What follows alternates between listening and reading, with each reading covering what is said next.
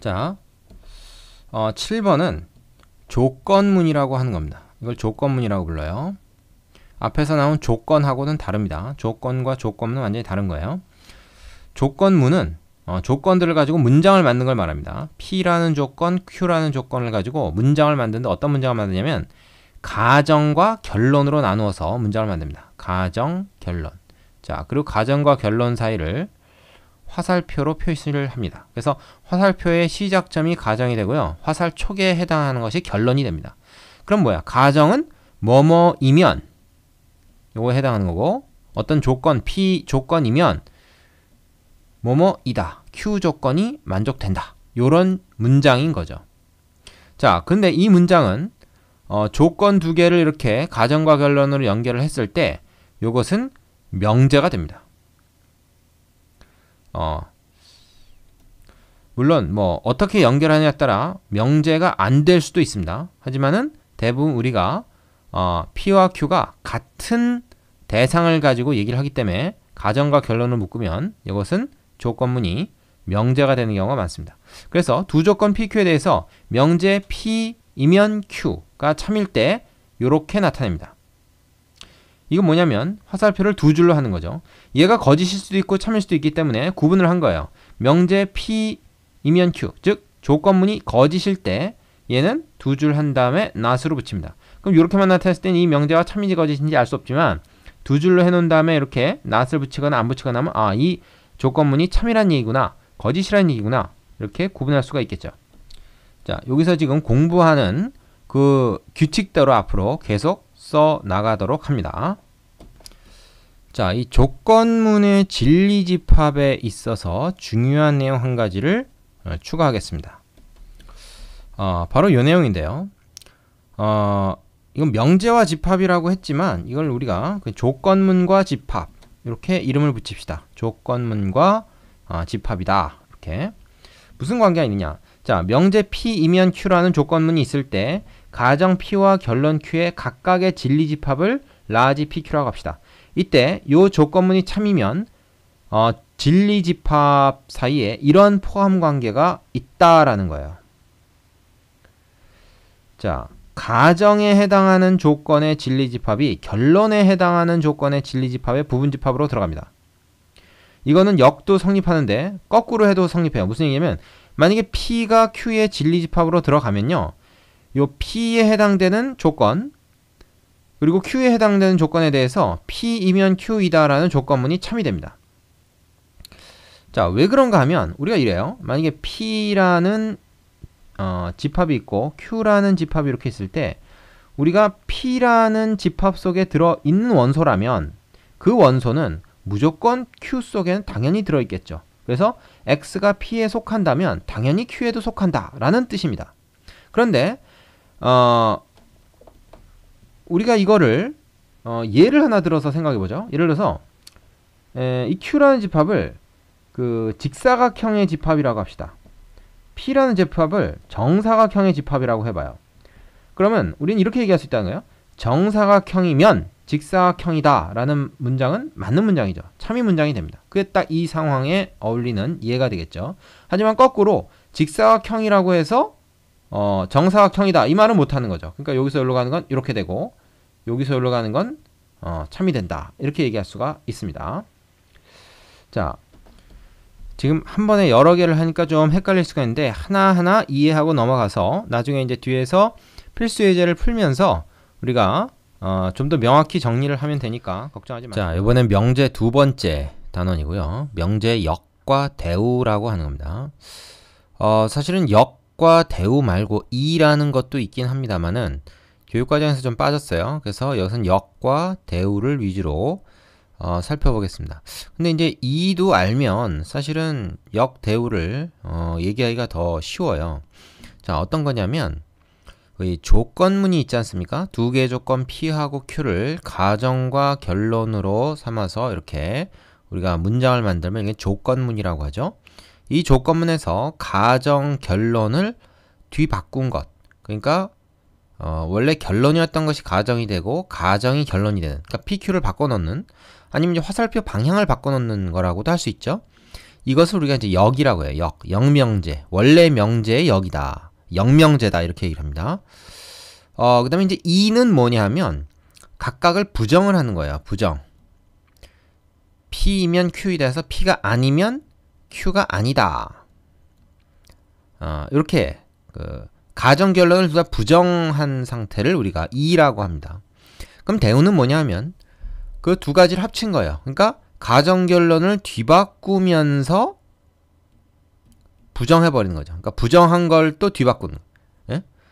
결론을 부정하고 가정을 부정해서 가정결론 사실을 자체를 뒤바꿔버리는 거. 이것은 이제 대우라고 합니다. 그러니까 역과 이를 같이 적용한 것이 대우다. 이렇게 얘기할 수가 있겠네요. 자, 이제 왜 중요하냐? 이 대우 명제가 특히 이제 중요한데 그 이유가 바로 다음에 나옵니다. 당연히 이제 물어보겠죠? 자, 우선 얘네들 사이의 관계를 한번 정리를 하고 가겠습니다. 자, 명제 P이면 Q이다가 있을 때 역명제는 가정결론을 뒤바꾼 것이고 이명제는 둘 다 부정한 건데 대우는 그 두 가지를 다 한꺼번에 해준 겁니다. 자, 이렇게 됐을 때 우리는 역명제와 대우명제, 역을 하고 나서 대우를 하고 이를 하고 나서 역을 하면 다 대우명제가 된다. 그리고 재밌는 건 역명제와 이명제 사이도 서로 대우 관계예요. 그렇지 않습니까?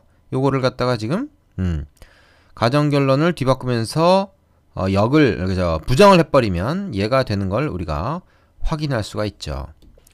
자, 그럼 이런 걸 우리가 도대체 왜 하느냐? 바로 이 대우 명제가 원래 명제와 어떤 관계가 있는지를 얘기하고 싶어서입니다. 두 번째 단원에 나옵니다.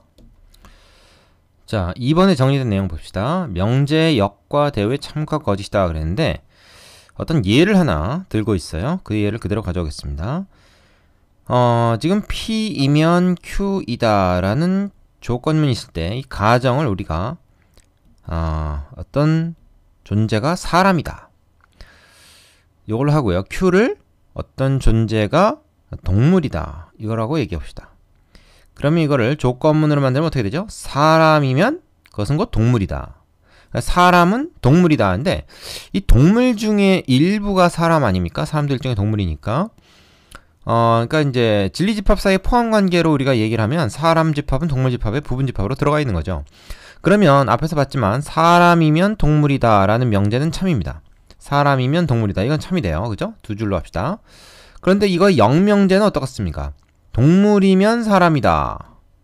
동물이면 사람이다. 이렇게 되는데 이거는 거짓이죠. 이건 참이고 이건 거짓이다. 왜? 동물 중에는 사람도 있지만 사람 아닌 것도 있으니까 반례가 있단 말이죠. 바로 얘네들이 반례입니다. 얘는 말이고 얘는 뭐 고양인가? 얘는 닭. 이런 애들은 동물이긴 하지만 동물 집합에 속하지만 사람이라는 진리집합에 속하지 않으니까 얘는 안 되는 거죠. 자, 그런데 우리가 요 명제 대우명제를 한번 구해봅시다. not P, not Q 한 다음에 화살표 방향을 반대로 할게요. 그럼 뭐야? 동물이 아니면 사람이 아니다. 이런 명제가 돼요. 동물이 아니면 사람이 아니다. 동물이 아니라는 건 이 바깥에 있는 거죠. 그거는 사람이 될 수 없다. 이런 얘기인데 맞지 않습니까? 일단 동물이 되고 나서야 사람이 될 수 있는 거지 동물도 아닌데 사람에 들어갈 수는 없잖아요. 그러니까 이거 참이 돼요. 근데 얘가 바로 뭐냐면 주어진 원래 명제의 대우명제인 거죠. 그렇죠? 그래서 주어진 명제가 참이면 대우명제가 참이다. 이렇게 됩니다. 자, 요거를 진리집합 사이의 포함관계를 가지고 한번 얘기를 해볼게요.